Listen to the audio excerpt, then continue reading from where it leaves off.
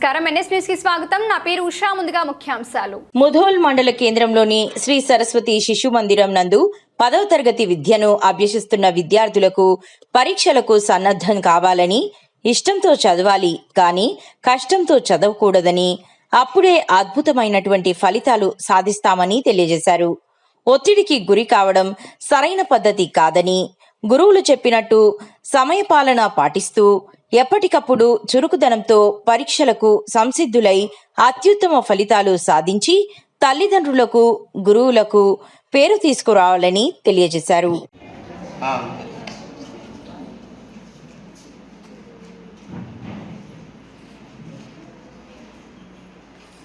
Social justice for world human rights council national chairman doctor Koppula Vijay Kumar గారి ఆదేశానుసారము ఈరోజు శ్రీ సరస్వతి శిశు మందిరం ముధోల్ శాఖకు మా యొక్క ఆర్గనైజేషన్ తరఫున తెలంగాణ రాష్ట్ర సమాచార హక్కు చట్టం చైర్మన్ అయినటువంటి డాక్టర్ సాపకొండర్ అనేటువంటి నేను మీ ముందుకు రావడం జరిగింది.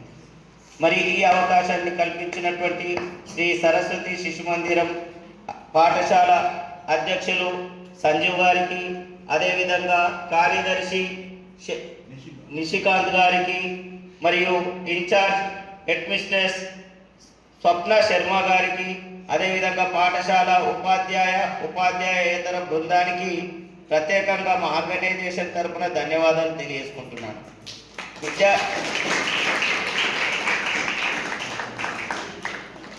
విద్యార్థులారా, మరి మన సమాజము ఏ విధంగా ఉంది, మనమే ఇసుక గింజ మాత్రం మనం కూడా కదా. సమాజం అంటే ఏంటి? మనం అంటేనే సమాజం. కానీ పోకడలకు పోతుంది. ఏ విధంగా పోకడలకు పోయి పడరాని పాటలు పడవలసి వస్తున్నది అనేటటువంటి విషయం పైన మీకు కొద్దిగా అవగాహన సదస్సును ఏర్పాటు చేయాలనేటువంటి ఆదేశాలతో నేషనల్ చైర్మన్ గారి మాటలను ఆలకించి వినిపించుకొని ఇక్కడికి నేను రావడం జరిగింది. చూడండి పిల్లలు, ఫస్ట్ అయితే 10th క్లాస్ పిల్లల విషయానికి వస్తే కొద్ది రోజులలో మీరు పరీక్షలు రాయబోతున్నారు. ఏవి? ఎస్ఎస్సి పరీక్షలు, సెకండరీ బోర్డ్ ఎగ్జామినేషన్స్. ఓకే అమ్మా, ఎగ్జామ్స్ అంటే ఫస్ట్ భయపడాల్సిన అవసరం లేదమ్మా. ఎందుకంటే 22 సంవత్సరాలు నేను కూడా ఉపాధ్యాయుడిగా, అధ్యాపకుడిగా నేను పనిచేసినాను. స్కూళ్ళలో, శిశు మందిరం స్కూళ్ళలో కూడా నేను పనిచేసిన. మరి స్కూళ్ళలో, పలు జూనియర్ కళాశాలలో, పలు డిగ్రీ కళాశాలలో తెలుగు లెక్చరర్ అయితే పిల్లవాళ్ళు భయపడతారు. భయపడ్డ రోజున మీరు వెనుకబడతారు అనేటువంటి విషయాన్ని అర్థం చేసుకోండి.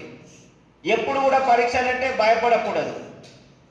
సార్ మీరు అట్లనే అంటారు, కానీ క్వశ్చన్ పేపర్ ఏమొస్తుందో, నేను చదివింది వస్తుందో ఉంటుంది కాబట్టి భయపడద్దంటే ఎట్లా సార్? ఖచ్చితంగా భయం ఉంటుందని మీరు అనుకుంటారు. కానీ భయం అనేటువంటిది ఏ పోషణ లేకుండా మీరు ముందుకెళ్తే ఖచ్చితంగా విజయం మీరు సాధిస్తారు.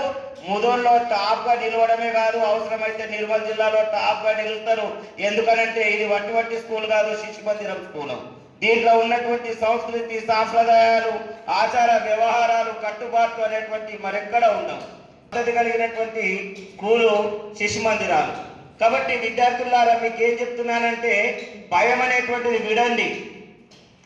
ఉదాహరణకు ఫస్ట్ నేను తెలుగు లెక్చరర్ని కాబట్టి తెలుగు చెప్తా. ఏంటి అని అంటే, మీరు మెయిన్గా క్వశ్చన్ పేపరు రాగానే బాగా చదవంటమ్మా. క్వశ్చన్ పేపర్ ఎప్పుడైతే వస్తుందో అప్పుడు మీరు బాగా చదవండి. తర్వాత ఆన్సర్ను రాసేటటువంటి ప్రయత్నం చేయండి.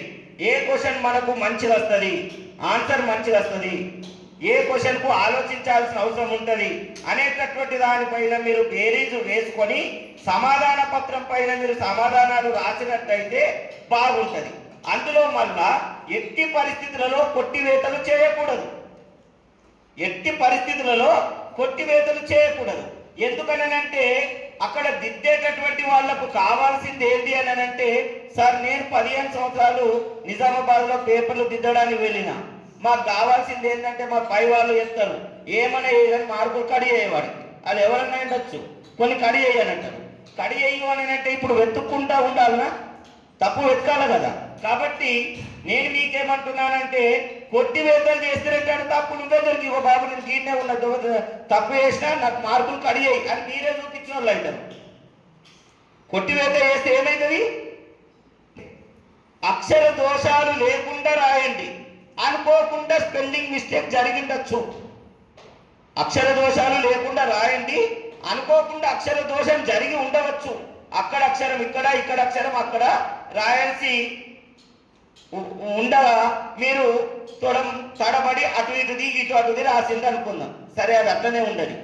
కానీ కొట్టివేత చేస్తే ఏమవుతున్నది? కనబడుతున్నది. అదే అట్లనే ఉంటే ఆయన కళ్ళ కనబడచ్చు, లేకపోతే లేదు. అదేవిధంగా ఎప్పుడైతే క్వశ్చన్ పేపర్ ఆన్సర్ షీట్ తీసుకుంటారో వీలైనంత మట్టుకు 4 దిక్కుల మార్జిన్ కొట్టండి. వీలైనంత మట్టుకు 4 దిక్కుల మార్జిన్ కొట్టండి. అంటే ఆ దిద్దేటటువంటి వాడికి పేపర్ అనేది ఎలా కనబడాలనంటే శోభయామానంగా కనబడాల, అందంగా కనబడాల. సరే, అందంగా కనబడాలంటే ఏం చేయాలి సార్ అని అంటే చెప్తున్నాను కదా, మార్జిన్ అనేటువంటిది 4 దిక్కుల కొట్టండి. ఖచ్చితంగా ఎట్టి పరిస్థితులలో కొందరు ఏమంటారంటే లేదబ్బా నేను అన్ని రాసినా నాకు 9.8 వచ్చినాయి, నాకు 9.5 వచ్చినాయి, నాకు 9 వచ్చినాయి, నాకు 8.0 వచ్చింది, నేను అన్ని రాసిన. నువ్వు అన్ని రాసినావు, కానీ రాయాల్సినవి కొన్ని రాయలేదేమో. ఏం రాయలే? అది ఏ బిట్, ఆ బిట్ నంబర్ రాయలేదచ్చు, లేదా క్వశ్చన్ నంబర్ రాయలేదచ్చు. ఇవి రాయకపోవడం వల్ల మీరు మార్కులు కోల్పోతారు. మీకు ఏమని మార్కులు వేస్తాడు? కాబట్టి మీరు ఏం చేయాలనంటే రాయడం ముఖ్యం కాదు. బిట్ నంబర్ వేసినమా వేయలేదా, క్వశ్చన్ నంబర్ వేసినమా వేయలేదా.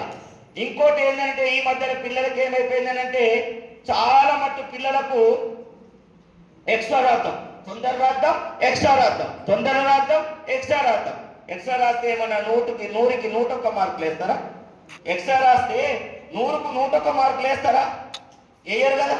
మరి ఆగమెందుకు, తొందర ఎందుకు? తొందర పడాల్సిన అవసరం ఏముందమ్మా? ఆగం చేసుకోవాల్సిన అవసరం ఏముంది? నీకైతే 101 అయితే వేయడు కదా, 101 అయితే వేయడు, అది కన్ఫామ్. 101 మీన్స్ 81. ఇప్పుడు 20 ఉన్నాయి కదా ఇంటర్, 81 అయితే వేయడు కదా. మరి అంతే ఎక్స్ట్రా రాయాల్సిన అవసరం ఏమున్నది? సార్ మా మేడమ్స్ చెప్పిళ్ళు సార్ ఎక్స్ట్రా రాయమని, వాళ్ళు చెప్తారు. ఎప్పుడు రాయమన్నారు నీకు ఎక్స్ట్రా?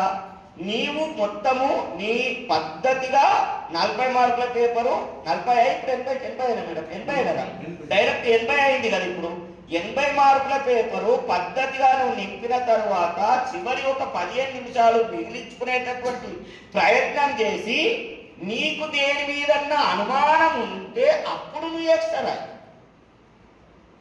నీకు ఎక్స్ట్రా రాయంగా వద్దంటలేదు, ఎక్స్ట్రా రాయంగా వద్దంటలేము. కానీ ఎప్పుడు రాయాలి ఎక్స్ట్రా?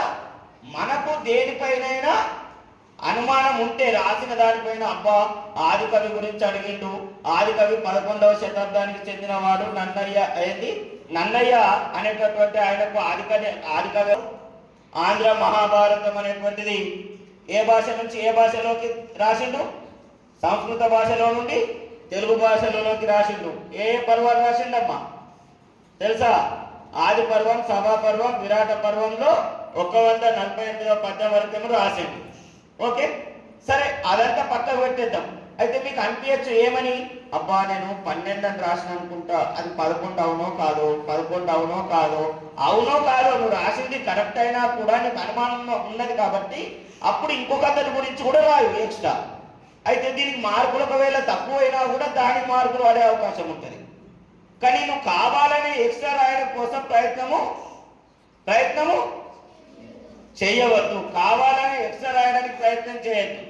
ముందుగా రాసేటి నీటుగా ఇట్లా లైన్గా స్కేల్ పెడితే కింద మీద సెంటీమీటర్స్ కూడా కాకుండా ఉన్నట్టయితే బ్రహ్మాండంగా మార్కులు వేస్తాడమ్మా, మంచి మార్కులు వేస్తాడు. మీ యొక్క మార్కులు ఎక్కువగా రావాలంటే కేవలం మీరు చేయాల్సినటువంటి పని అక్షరాలు గుండ్రంగా ఉండడం, చేతి వ్రాత మంచి కుదిరించి రాయడం, భయం అనేటువంటిది వదిలిపెట్టడం, పక్కకున్నటువంటి వాడికి పలికితే మీరు పట్టించుకోకుండా ఉండడం. ఎవరన్నా రాని పైనుంచి ఫ్లైస్ కార్డ్ వస్తున్నది, రాని ఫ్లయింగ్ స్క్వాడ్ రాని ఇంకెవరన్నా రాని, నువ్వు ఎవరి గురించి పట్టించుకోవద్దు. మనకు అంటే రావు. నకలు కొట్టినోడికి 10/10 ఎట్లా వస్తాయమ్మా? ప్రశ్నపత్రంలో ఏమనుందో చూడండి. వరుస క్రమంలో ప్రశ్నపత్రం వరుస క్రమంలో సమాధానాలు రాయండి అని ఉంటుంది.